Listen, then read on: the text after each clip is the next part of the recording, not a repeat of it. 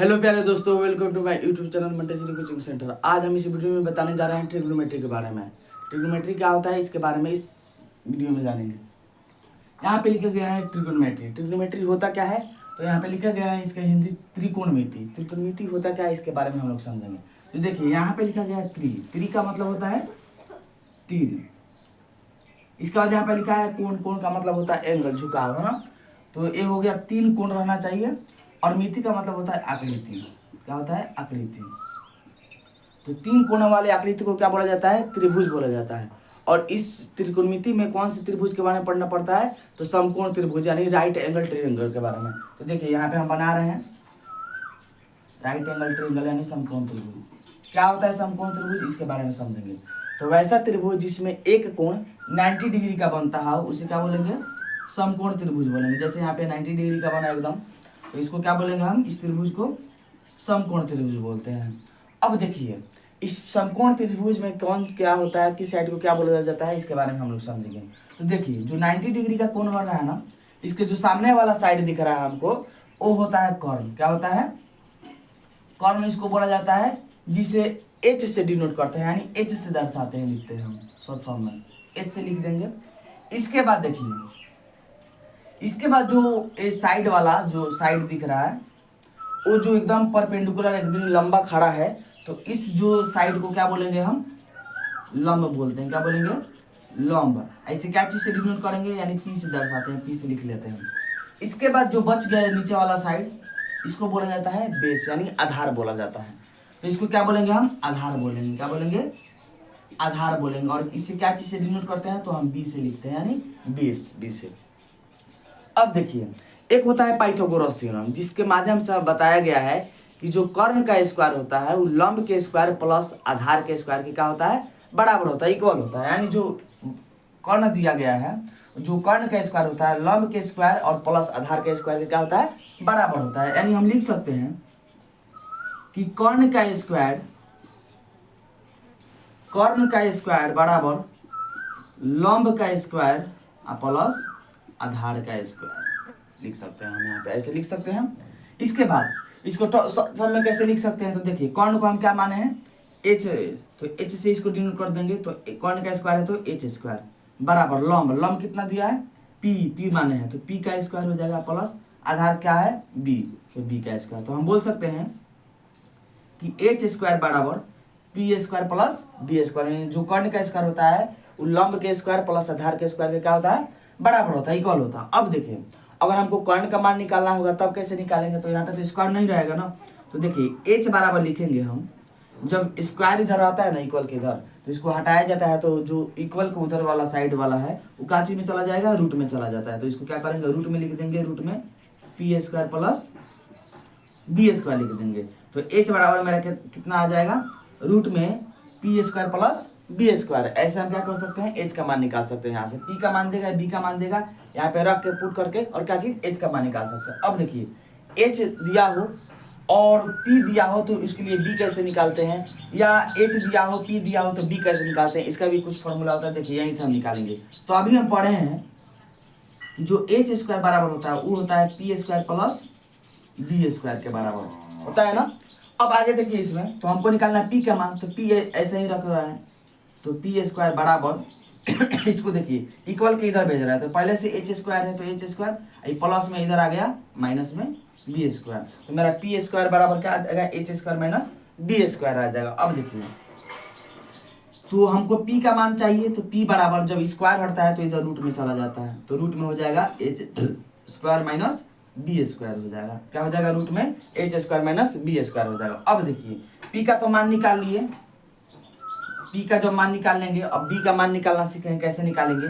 तो अभी हम फिर फिलहाल पढ़े हैं कि जो एच स्क्वायर होता है वो होता है P square plus B square के बराबर होता है, इक्वल होता है। तो हमको b का मान निकालना है तो इधर b छोड़ देंगे, तो बी स्क्वायर बराबर इसको इधर लेंगे आएंगे तो हो जाएगा एच स्क्वायर माइनस प्लस में है तो ये आ गया माइनस में पी स्क्वायर। हमको निकालना है b का मान, तो b बराबर हम लिख सकते हैं रूट में H square minus P square. क्यों? क्योंकि स्क्वायर हटता है तो इधर रूट में चला जाता है। अब देखिए तो मेरा b बराबर कितना आ गया? रूट में H square minus P square. देखिए सबसे आसान याद रखने का तरीका एकदम मेथड से, अब देखिए क्या करेंगे, सबसे पहले देखेंगे कि जो कर्ण होता है वो सबसे बड़ा साइड होता है और कर्ण से छोटा होता है लंब और आधार होता है। तो हमेशा कोई चीज बड़ा निकाला जाता है तो हमेशा उसको प्लस में लिखा जाता है। तो याद रखें, कभी भी कर्ण निकाला जाता है तो उसके अंदर जो भी चीज प्रक्रिया होगा वो क्या चीज में प्लस में लिखते हैं, कोई भी चीज, है ना। और जो पी होता है और ए बी होता है वो हमेशा क्या होता है, कर्ण से छोटा होता है, तो इसलिए उसमें क्या चीज हम माइनस का चिन्ह लगा देते हैं, है ना। देखिए देखिए याद रखने का सबसे शॉर्ट तरीका है, देखिए पी स्क्वायर बराबर क्या लिखे हैं, H square minus B square, यानी एक कर्ण में से और क्या चीज लंब दिया था, आधार घटा दिए स्क्वायर करके, है ना।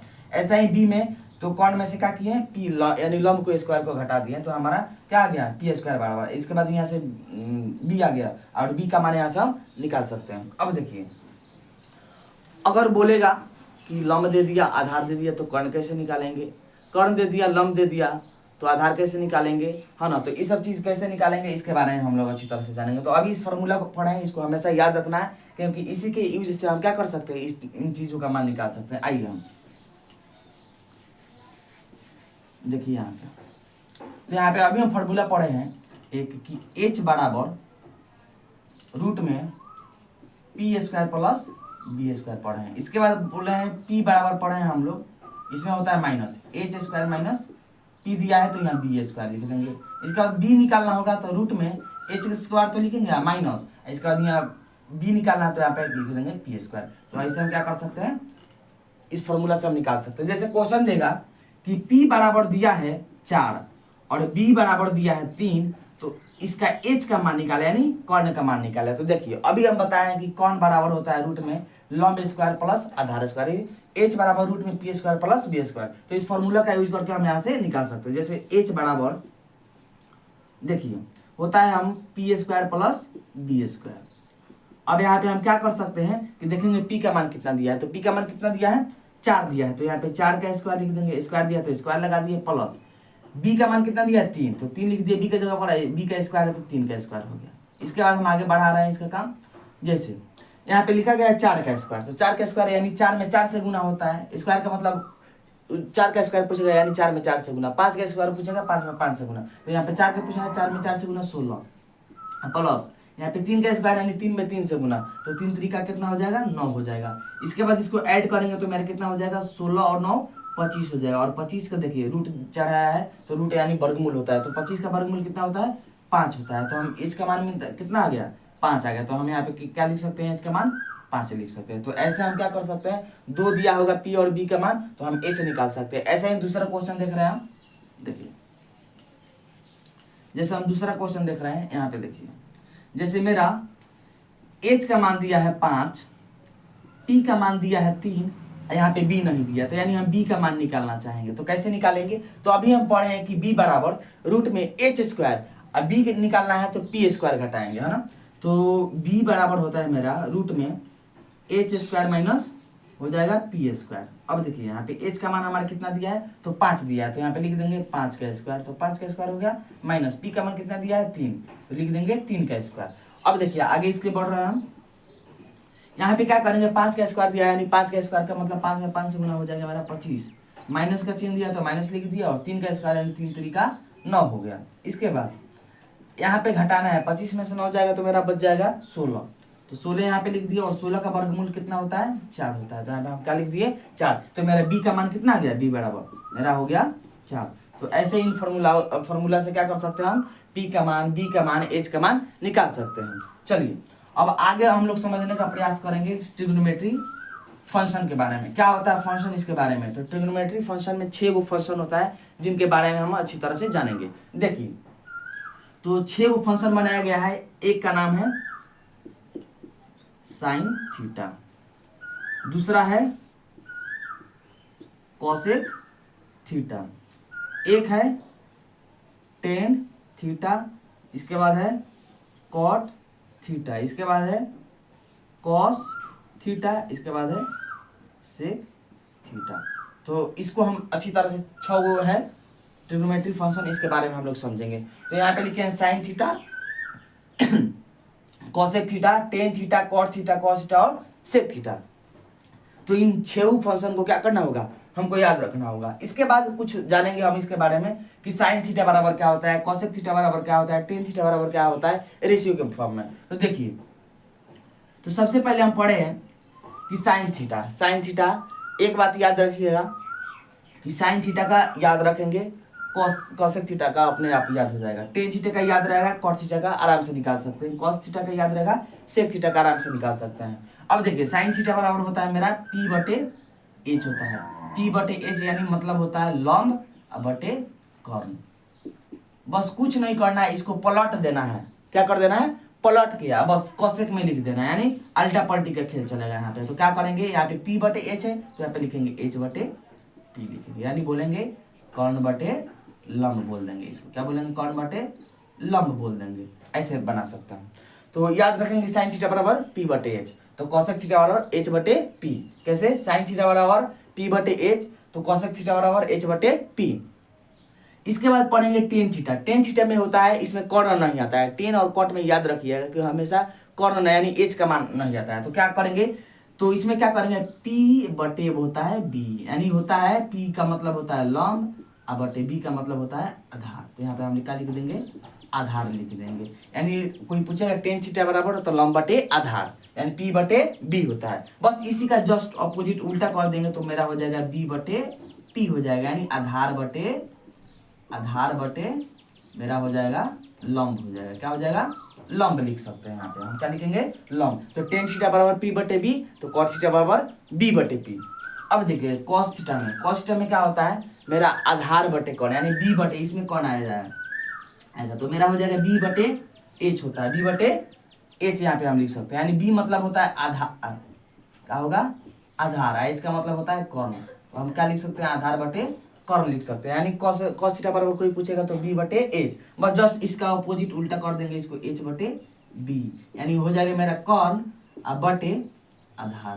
तो ऐसे हम क्या कर सकते हैं, याद कर सकते हैं। तो मेरा cos थीटा बराबर B बटे एच, तो cos थीटा बराबर sec थीटा बराबर H बटे P। तो चलिए एक बार फिर रिवीजन कर ले रहे हैं अच्छी तरह से, याद रखने का है ना। जब तक इसको रिपीट नहीं करेंगे 2-4 बार याद नहीं होगा। तो देखिए साइन थीटा बराबर P बटे एच, तो cosec थीटा बराबर क्या हो जाएगा, इसका ऑपोजिट P बटे एच बोले तो इसको H बटे P बोल देंगे। तो साइन थीटा बराबर P बटे एच, cosec थीटा बराबर H बटे P, यानी लंब बटे कर्ण, तो इसको बोलेंगे कर्ण बटे लंब। इसके बाद टेन थीटा में कर्ण नहीं आता है, एच नहीं आता है, तो इसको सिर्फ लंब और आधार बोलेंगे। तो सबसे पहले बोलेंगे टेन थीटा बराबर P बटे B, यानी लंब बटे आधार बोलेंगे। बस जस्ट इसका ऑपोजिट कॉट में बोल देंगे, तो इसमें P बटे B बोले तो इसमें B बटे P बोलेंगे। तो कॉट थीटा बराबर B बटे P हो जाएगा, यानी आधार बटे लंब। इसके बाद दिया है कॉस थीटा। कॉस थीटा में क्या होता है, आधार बटे कर्ण होता है, यानी B बटे P H होता है, B बटे क्या होता है, H होता है। तो इसको बोलेंगे आधार बटे कर्ण। क्या बोलेंगे, आधार बटे कर्ण। बस जस्ट इसका अपोजिट होता है सेक का, तो सेक में क्या बोलेंगे, उसमें बोले थे B बटे H, तो इसमें H बटे B बोलेंगे, यानी कर्ण बटे आधार। तो ऐसे हम इसको क्या कर सकते हैं, इस फंक्शन रेशियो फंक्शन को क्या कर सकते हैं, याद कर सकते हैं, ट्रिग्नोमेट्री रेशियो फंक्शन को। चलिए तो इसको अच्छी तरह से रिवीजन कर लीजिएगा, इसको हमेशा याद रखिएगा। इसके बाद अभी हम आपको पढ़ाए हैं कि लंब आधार कर्ण के बारे में कैसे निकालते हैं। तो इसमें देखिए सबका यूज है, अगर वो चीज़ निकालने आ जा रहे हैं, हम अच्छी तरह से सीख लिए हैं, तो इसका मान हम क्या कर सकते हैं, आसानी से निकाल सकते हैं। जैसे इसमें कभी कभी होगा क्या कि इस P का मान दे देगा, H का मान दे देगा, तो इससे तो हम साइन थीटा का आराम से मान निकाल सकते हैं। लेकिन क्या करेगा कि इसमें P और खाली B देगा तो H नहीं देगा, अब बोलेगा कि साइन थीटा का मान निकाल लें। तो उसके लिए हम क्या करेंगे, तो पहले H का मान निकाल लेंगे और तब इसका क्या करेंगे, वैल्यू निकालेंगे, मान निकालेंगे। तो चलिए इसको हमेशा याद रखिएगा, ट्रिग्नोमेट्री रेशियो फंक्शन को, है ना। जैसे क्वेश्चन हम एक दे रहे हैं आपको, यहाँ पे देखिए, यहाँ पे क्वेश्चन दे दिए। जैसे हम यहाँ पे एक समकोण त्रिभुज ले लिए, क्योंकि इसमें समकोण त्रिभुज के बारे में पढ़ना होता है। जैसे इसमें कौन दे दिया 5 और B दे दिया, मान लीजिए P दे दिया हमारा, P का मान दे दिया 3 और H का मान 5 दे दिया, तो बोलेगा कि साइन थीटा का मान निकालिए, साइन थीटा। तो अभी हम पढ़ेंगे कि साइन थीटा बराबर क्या होता है, P बटे एच, यानी लंब बटे कर्ण। तो P बटे एच, तो देखिए यहाँ पे P का मान मेरा कितना दिया है, तो 3, तो 3 रख देंगे, और H का मान कितना दिया है, तो 5 है, तो यहाँ पे हम क्या लिख दे 5। तो मेरा साइन थीटा बराबर क्या आ जाएगा, 3 बटे 5। तो ऐसे हम क्या कर सकते हैं, साइन थीटा का मान, ऐसा ही cosec theta, tan theta, cot theta, cos theta, sec theta का मान आराम से निकाल सकते हैं। अब देखिए होगा क्या, करेगा क्या कि इसमें कर्ण नहीं देगा और इसमें दे देगा आपको आधार, B का मान दे देगा 4 और बोलेगा कि कर्ण H का मान निकालें। तो अभी हम पढ़े हैं कि साइन थीटा बराबर होता है मेरा P बटे एच। देखिए इसमें P का मान तो दिया है, लेकिन एच का मान नहीं दिया, तो इसके लिए हमको अभी इसके पहले फार्मूला पढ़ाए थे कि एच निकालना हो तो एच का फार्मूला होता है एच बराबर रूट में P square plus B square. तो देखिए हम यहाँ से एच का मान निकालेंगे तो एच बराबर होता है रूट में P square plus B square, तो यहाँ पे लिख देंगे रूट में P square plus B square. अब देखिए पी का मान मेरा कितना दिया है, तो पी का मान दिया है 3, तो 3 का स्क्वायर है प्लस बी का मान दिया है 4, तो 4 का स्क्वायर। इसके बाद देखिए इसको लिखेंगे 3 का स्क्वायर 9 हो जाएगा और 4 का 4 में 4 से गुना 16 और 16 9 कितना हो जाएगा हमारा जोड़ेंगे तो 25 है, 25 का वर्गमूल 5, यानी एच का मान कितना आ गया हमारा 5। तो यहाँ से जब एच का मान 5 निकल गया, एच बराबर 5, तो हम आराम से यहाँ पे रख सकते हैं। तो देखिए लंब दिया है 3, तो 3 लिख दिए, एच का मान दिया है 5, तो ऐसे हम क्या कर सकते हैं निकाल सकते हैं। तो ऐसे फार्मूला से हम क्या कर सकते हैं, इन सारी चीज़ों का ट्रिग्नोमेट्री रेशियो फंक्शन का मान निकाल सकते हैं। एच का मान दिया हो, पी का मान दिया हो, बी का मान दिया हो, इसको पहले हम निकाल लेंगे, रख लेंगे, इसके बाद इन सारी चीज़ों का क्या करेंगे मान निकालेंगे। जैसे हम दे दिए आपको, जैसे मैं इसको मिटा दे पहले, देखिए